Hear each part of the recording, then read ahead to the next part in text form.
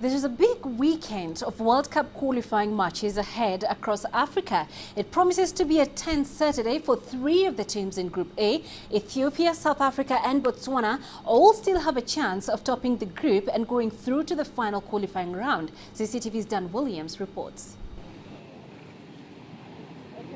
Dark clouds have hung heavy over South African football in recent years, and the mood around the national team could darken further on Saturday if Bafana crash out of World Cup qualification. But there is still a chance that this side can somehow find a way to the bright lights of Brazil 2014 if results go their way. They need to beat Botswana, who themselves still have a chance of qualifying, and hope Ethiopia fail to win against the Central African Republic. It promises to be a dramatic finale. Due to the fact that both teams can still qualify, I mean, that's going to make it an exciting game, because they're not going to come here, sit back and play for a point. I mean, a point for them is no good. So I think the game might be a little bit open. It might be attacking from both sides, and that will be great for us. You know, if they come back and sit back and wait for a counter attack, that's also okay for us. But I doubt that very much. You know, they're going to probably come here, and obviously they know they have to try and win the game, and we have to try and win the game. So it might be a little bit open. There is further positive news for Bafana coach Gordon Igesund. Unlike other recent internationals, he's not had to contend with the massive withdrawals. He himself admits he does not know what his best team is. And despite Bafana's hopes relying on other results, Igesund maintains that qualifying scenario has not been a distraction for the team. We need to go out there and beat Botswana. And that's about all we can be concerned about. You know, whatever happens with the game between Ethiopia and CAR, it's out of our hands. We've got no control over that whatsoever. So we're not going to even waste any ounce of energy thinking about that, worrying about that. We need to make sure we do our job first, and our job is to get a result. Well, it may appear an unlikely scenario, but if results do go South Africa's way, then there be the team in the hat for the final qualifying round, and Bafana's World Cup dream will be very much alive.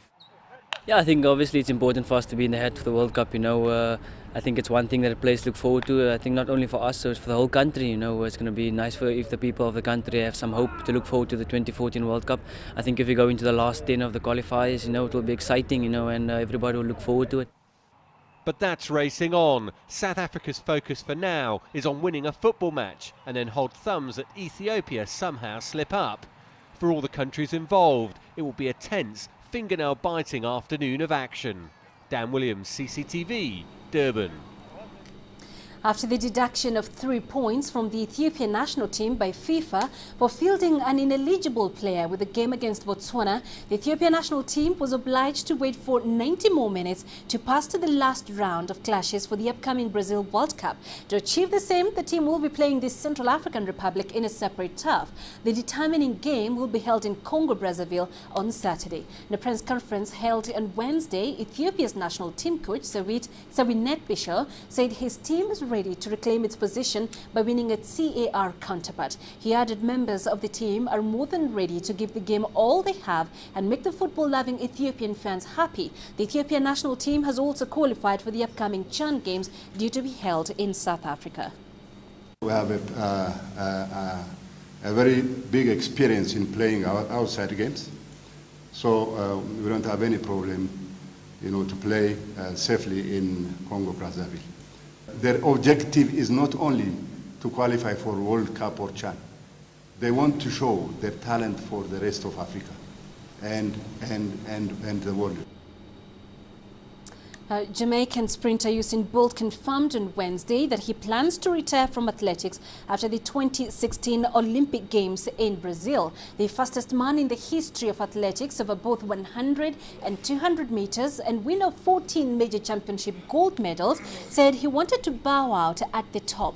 Looking ahead to his final race of the season, the 100 meters at Friday's Diamond League meeting in Brussels, Bolt said that he was determined to keep on performing at the highest level for 3 more years. At the end of his press conference, Bolt was presented with a ceremonial folded map of Belgium for bringing hope and fidelity to the sporting world. So far as after the Olympics in Rio, I think if I'm in great shape and I go there and do what I have to do, I think it would be a good time to retire on top and just being dominated for so long.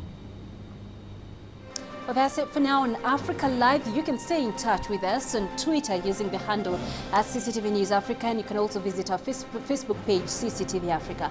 I'm Penina Karibe. Thanks for watching.